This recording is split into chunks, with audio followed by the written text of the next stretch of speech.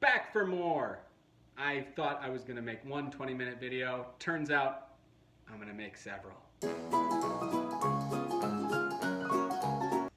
Galaxy Quest. Dean PARISOT, I believe is how you say it. He directed it. Directed the new Bill and Ted Face the Music. If you're a fan of Star Trek, well, this film is for you. This is a love letter and a satire all at the same... Son of a gun. Battery's low. Crap. Okay. Love letter to Star Trek. So good. So funny. Man, I can't believe we never got more Galaxy Quest. A sequel, TV series, whatever. Bummer. The General. Buster Keaton. I love me some silent films. I don't know. I go back and forth on if I'm more of a Chaplin guy or a Keaton guy. It's like Stones versus the Beatles, you know. Why choose? They're both great, to be honest. But this is probably Buster Keaton's best film. I don't think it's my favorite. I think my favorite is Steamboat Bill Jr. The stunts in that one are out of control. But The General, really good. Yeah, actually, I gotta watch this again. Oh, this has a lot of good special features. Oh, Kino. Kino is a fantastic company that puts out, especially these older films, a lot of like silent films and classic films. Great company. They're just a notch below like Criterion Edition. But if you've never checked out Buster Keaton silent film, The General is a good place to start.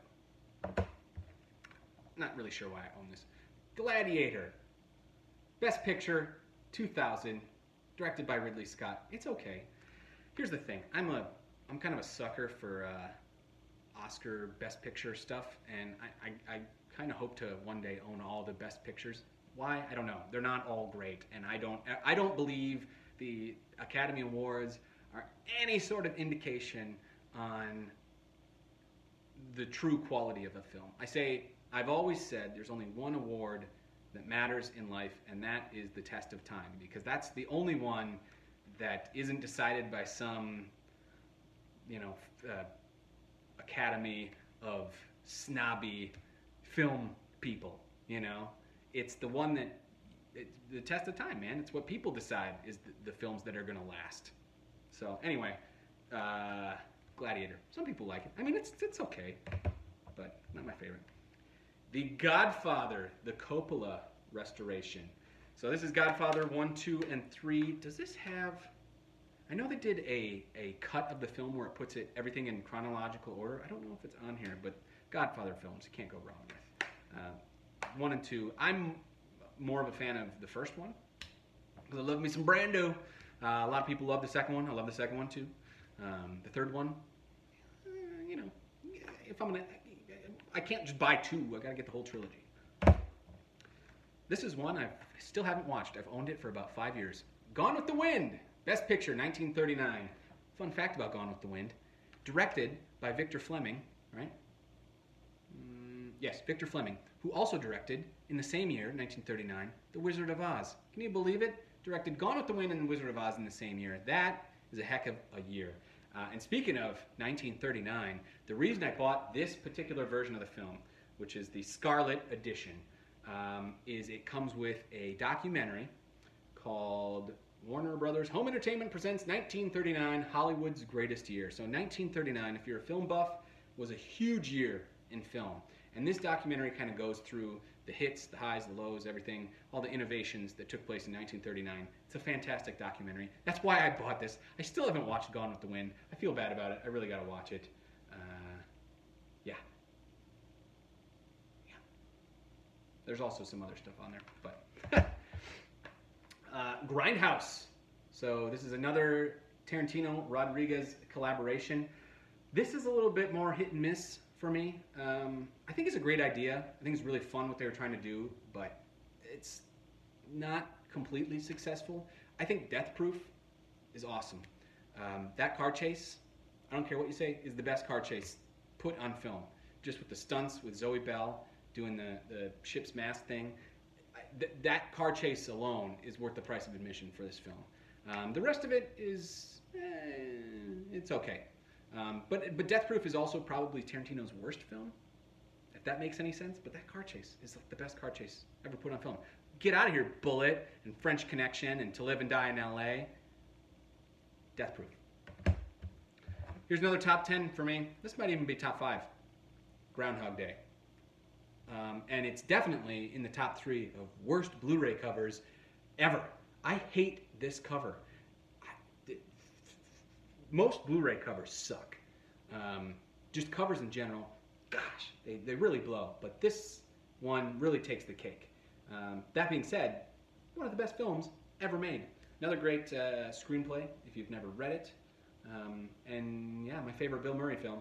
Sorry, Ghostbusters fans. It's Groundhog Day for me. Moving into H's, it's a fun one. The Home Alone collection. Home Alone 1 and 2. I love these. These are some of my favorite Christmas movies. Gotta watch these around the holidays. Joe Pesci, Daniel Stern, steal the show. They're so good. Can't go wrong with Home Alone. Inglourious Bastards. That was all the H's. Onto the I's. Inglourious Bastards. Quentin Tarantino. This is almost my favorite Quentin Tarantino film. I mean, it is a notch below Pulp Fiction. And if you catch me on the right day, it might be my favorite Tarantino film. This movie is so good. Everything, top to bottom, it's just perfect. And this is my third favorite Tarantino film. Jackie Brown. So, Pulp Fiction, Inglourious Bastards, Jackie Brown. Nobody would say that. I think this is an underrated film, but if you give it a watch, it grows on me the more I watch it. Rest in peace, Robert Forster. I had the pleasure of working with him. He was a great guy, gave me a letter opener. But yeah, this film is so good. Sam Jackson, Michael Keaton, Robert De Niro, Bridget Fonda, Pam Grier. Love that film. Here's a classic, Jaws. Good 4th of July film, right? Jaws, the OG Spielberg. I love Spielberg's early stuff. It's so fascinating. I really want to get Sugarland Express. I like that movie. I'm not a big fan of Close Encounters of the Third Kind or 1941, but I love early Spielberg. It's so, his 70s stuff is great. Kill Bill, Volume 1 and Volume 2. Love these films, so good. I would love to see a release of the whole bloody affair where it puts them all together, but I do like them as separate films as well. So good, yeah, really, really fun. Logan. This was actually a gift. Gosh, I don't even think I've opened this. Nope. Very good. If this wasn't a gift, I don't know if I would have added it to the collection, but it is certainly the best Wolverine movie. Maybe the best X-Men movie. Yeah, really good. Really good. Love it.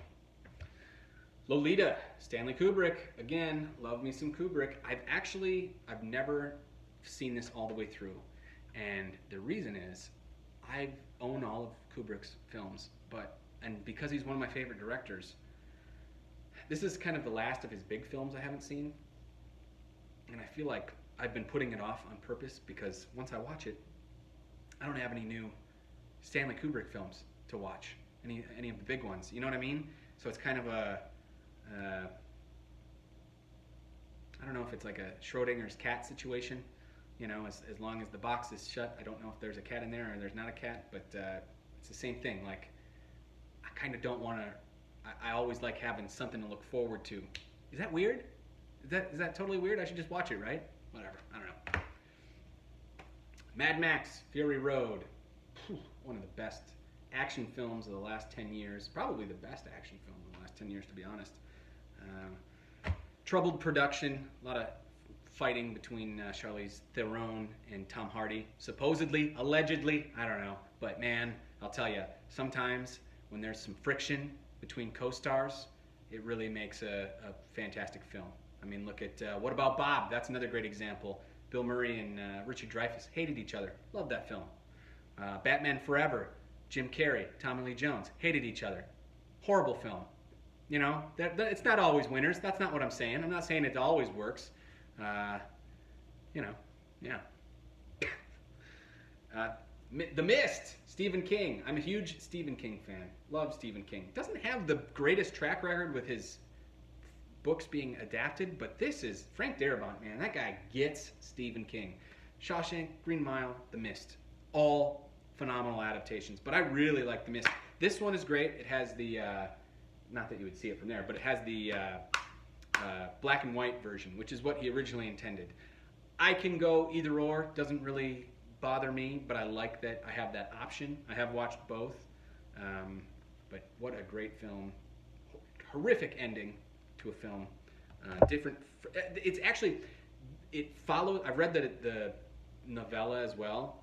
It is exactly like the novella. I think that's probably the most faithful adaptation of a Stephen King novel or novella, story, whatever you want to call it, ever put to film, with the exception of the ending, which is actually like a extra coda Frank Darabont ended. The ending of the book is in the film, but then he just adds like another 5 minutes to it. But yeah, really great film if you've never seen it. This was another gift, Mission Impossible Fallout. Not that it's a bad gift. It's just the only Mission Impossible film I own, and it's one of my favorites. This one and 3 are the best. This has some of the coolest stunts in it. I love Henry Cavill, or Cavill, however you say his name. Great.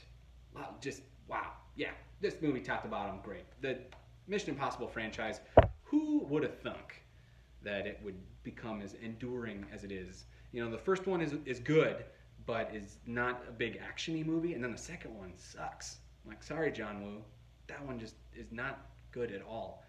And then J.J. Abrams got it back on track with Mission Impossible 3, and it's been going ever since. Monty Python and the Holy Grail. Oh, I love this film. I love me some Monty Python.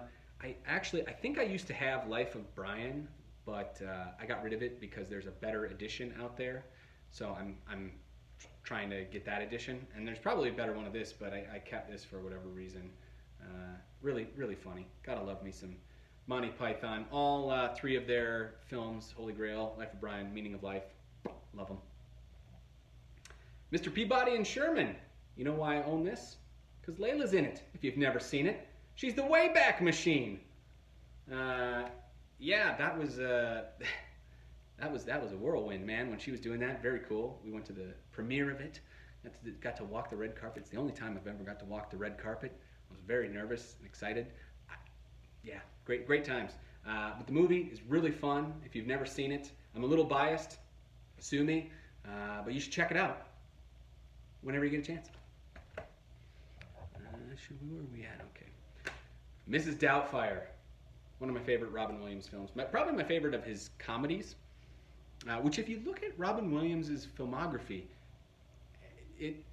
you'd be surprised at how many dramas there are versus comedies. You always think of Robin Williams as this comedic genius, which he was, but a lot of his films are he has a ton of dramas, and I would argue he's probably got more dramas than he's got comedies.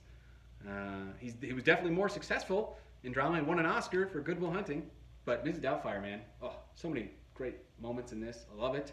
I think this hit home for me when I was a kid because my parents were divorced, and it's about divorce and kind of like dealing with that, and yeah, so it always kind of stuck with me. Plus, it's exceptionally funny. Those early '90s Robin Williams, man, he was on fire. I'm also a big fan of musicals. Love me some musicals, and one of my favorites is The Music Man, at least on film. Robert Preston, oh, dude, he is just the best. As Harold Hill, yeah. This is a great one. Love me some musicals. Tim Burton's The Nightmare Before Christmas. I'm like hot and cold on this. Sometimes I really dig it. I love it. And sometimes I'm meh on it. I don't know. It's like you got to catch me in the right mood. But I guess when I bought it, I was in the right mood, and it really is a good film. I love the music in it. First and foremost, I love my musicals. But yeah, another Coen Brothers film, Oh Brother, Where Art Thou, based on the Homer's Odyssey, which is a very loose adaptation of that, but a successful one at that. Yeah, this one's good. This one, I don't think gets as much love as like the Big Lebowski's and the Fargos and stuff like that. But yeah, really good. John Turturro, George Clooney, Tim Blake Nelson. Great film. Another Disney film I absolutely love, one of my favorites growing up as a child, was Pete's Dragon. Name me one bad song in this film. You can't, because there isn't any. And Jim Dale, I think, is his name, who plays the snake oil salesman guy with red buttons, right? Let me see. Yeah, Jim Dale. He inspired me as a child. I wanted to grow up and be Jim Dale. He's got the best song, the Passamaquoddy song. But yeah, not one bad song in this. Usually every musical has like a couple where you're like, I can leave those. This one doesn't. Every song in this is fantastic. Mickey Rooney, Helen Reddy, yeah, just great cast. Great cast. Why don't we get through the cues and we'll call it a day on this one. A few more. The Player. I think this is my only Robert Altman film. Fantastic. Kind of a satire of Hollywood and filmmaking. Tim Robbins stars in it. A lot of cameos actually in this. Great movie if you've never seen it. Yeah. I actually, I haven't watched this in a while. I'm so gonna watch this soon. I kind of forgot I had it. One of the best, man. Alfred Hitchcock, Psycho. 50th anniversary edition. Does this must have it on here. This has, if you've never seen it, Psycho has one of the best trailers in cinema history. It's like 7 minutes long, and it's just Alfred Hitchcock going around being a doofus. And I love it. It's got to be on here. This has so many special features. But yeah, Psycho, I mean, it's a proven classic. I watched Psycho 2 for the first time recently, and I absolutely love it. Wow, talk about, it came like 22 years after, something like that, after the original, and it is not as good, but just below. They really, Anthony Perkins, man, wow. Check it out if you've never seen it. I was completely surprised. I think it's one of those situations, see, I've oversold it to you, so you're going to watch it, and you're going to go, it's not that good. But I went in with super low expectations, and it ended up really surprising me. So now I want to see the third and the fourth one. But the original, can't go wrong with that. Pulp Fiction, what can I say that I haven't already said? Love Quentin Tarantino. I'd love to get, this is okay with the bonus features. I'd love to get a real, solid release of Pulp Fiction with some good special features, but this will do good for now. One more we're going to end on today. A Quiet Place.